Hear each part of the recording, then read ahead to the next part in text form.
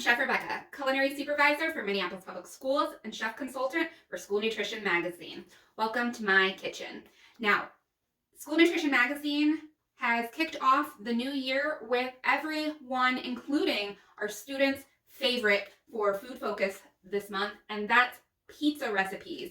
Now, if you've gotten your January, February issue in the mail, you'll notice there are awesome tips and tricks for serving and making pizza, and even better recipes that include Asian barbecue chicken pizza, pear and bacon flatbread, that sounds to die for, and even a luau pizza that has ham and pineapple on it. Now, we can all debate whether or not ham or pineapple belong on pizza, but I say to each their own. Put whatever you want on there. It'll taste delicious to you, but you can't have bad pizza is what I say.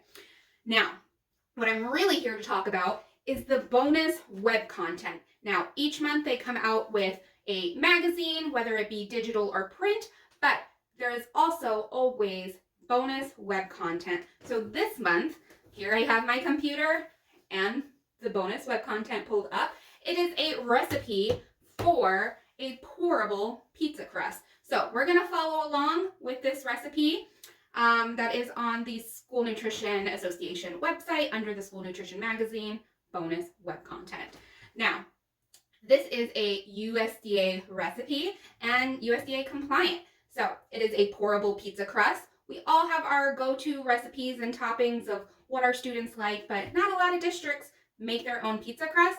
So let's give this one a try. Now, I did say it is USDA compliant, so I am using a mixture of whole wheat flour and bread flour. Now, it is 51%, so it is slightly more whole wheat flour to make it compliant. This recipe I have scaled down. It originally calls for enough to make 4 full sheet pans. Well, I don't need that much. I have 1/2 sheet pan, so I have reduced the recipe by 8 to make it for 1/2 sheet pan. So I started with putting my whole wheat flour, then my bread flour, yeast, I have yeast, and sugar and salt into the mixer.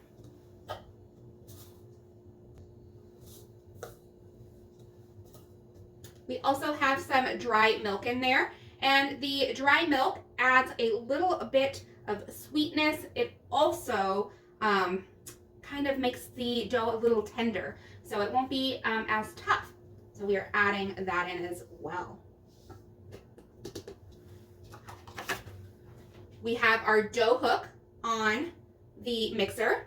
Make sure you are using that correct attachment. I'm gonna lock it in place and turn it on and get this dry ingredients mixed.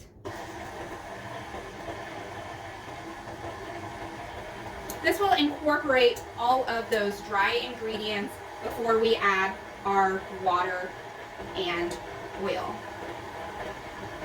This would just take about a minute, maybe a little bit longer if you're doing a large batch, but as I said, I scaled down my recipe quite a bit. Once the dry ingredients are all mixed, I am going to now add water and oil. So one tip about your water is that you want it to be about 110 degrees. This will help activate the yeast that we put in, but we don't want it so hot that it kills the yeast. So if your water is too hot, it can actually kill the yeast and it won't proof or puff like a normal dough would. You want it about 110 degrees. I am going to now pour that in very slowly. And this will mix the water and the oil with the dry ingredients for about 5 minutes. So this will give you time to prep some other dishes that you may need, your vegetables, whatever that may be. So I'm going to let this mix for 5 minutes, and we will come back to pour into our sheet pan. Now, our pizza dough has been going for about 5 minutes, mixing, and we are going to get ready to pour it into our sheet pan. My sheet pan has been sprayed liberally with oil, and that will help the dough spread out and not stick. Also, it'll help that crust, the bottom, get nice and crispy. Now let's turn this off and lift. You can see our dough is a bit drippy. Remember, this is a pourable pizza crust, so it is very loose. It's not a typical pizza dough ball that you would see. Now, I have my dough here. You can see it's very loose. I am going to pour it in to my sheet pan. I do have a spatula to help get all of that dough out.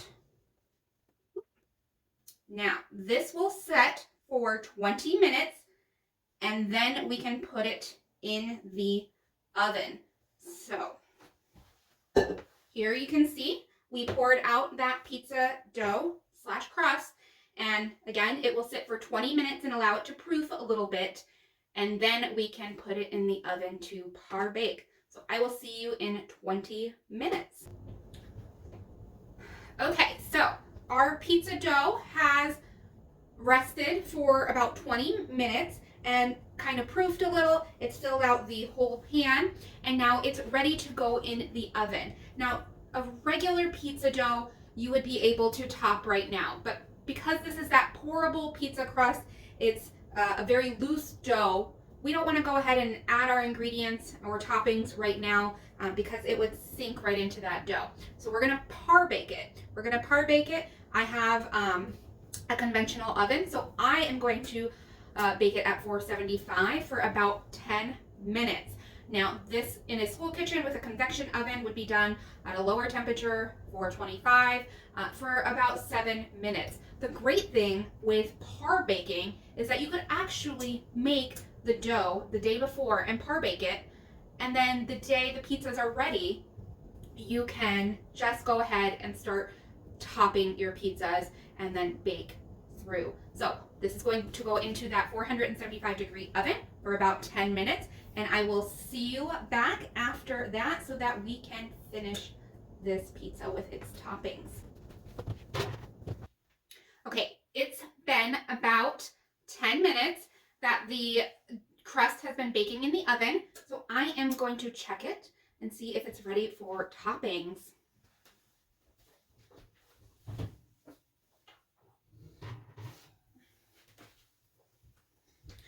So here is what it looks like. It is beautiful, it has set, and it is ready for me to top.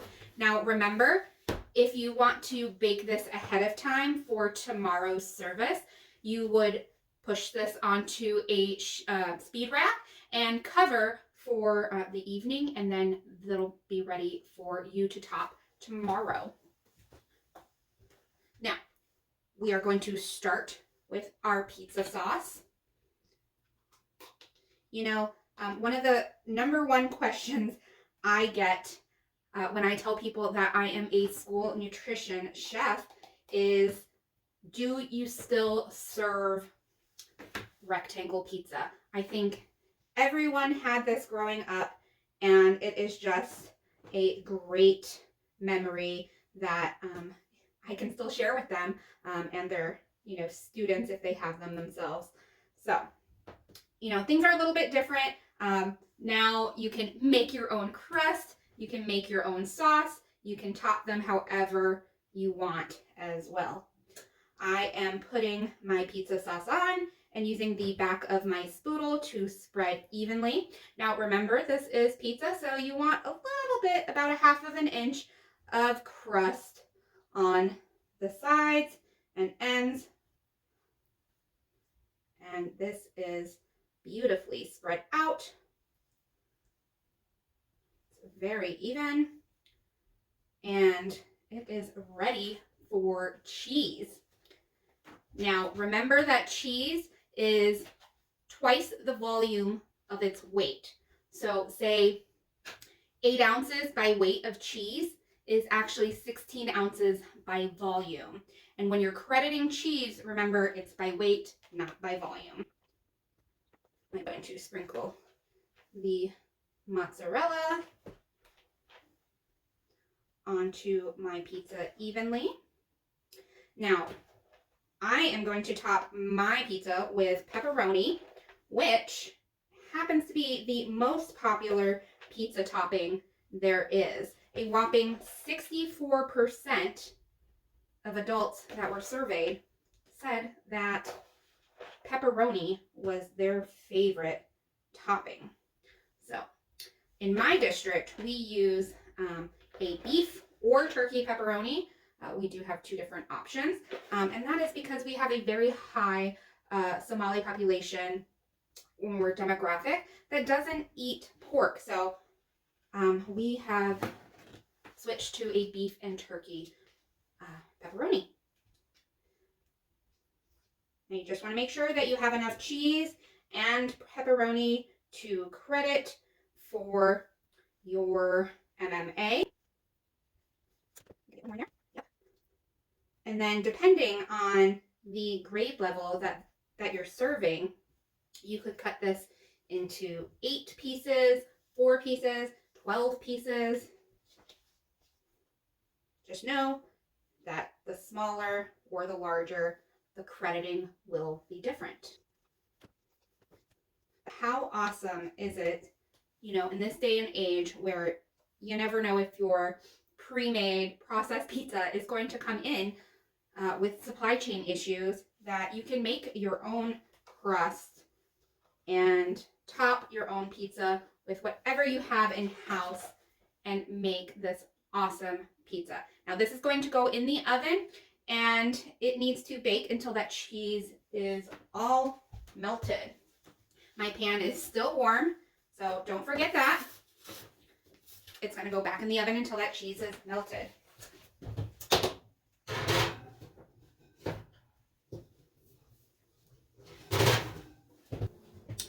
It's been about 5 to 7 minutes.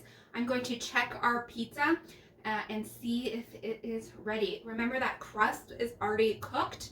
It just really needs the toppings to be heated through, nice and bubbly and golden. So let me check that. Yes, it looks and smells wonderful.